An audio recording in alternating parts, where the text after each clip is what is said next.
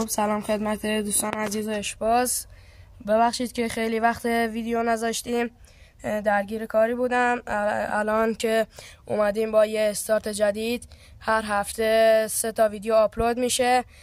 شنبه ها، دوشنبه و چهارشنبه ها هر روز یه ویدیو میذاریم براتون. الان اومدیم با نمایشی از کفترامون که خیلی وقت ویدیو نذاشتیم و الان اومدیم یه نمایشی بهتون بدیم. خب بریم سراغ ویدیو. خب اول که بیشترشون رفتن بالا تو دام. حالا ظهرم یه چاشنی‌بازی براتون میذاریم، تعدادی که داخلن. این سوراخ هم که قبلا ویدیوشون براتون گذاشتم درست کردیم. خب دوستان اینا از کبوترهایی که داخل بودن، اینا کبوترهایی هم که میپرونیم و جفتمون هم حالا بیشترشون ریس شدن اون ورم. حالا ویدیو جفتمون هم میذاریم. خب دوستان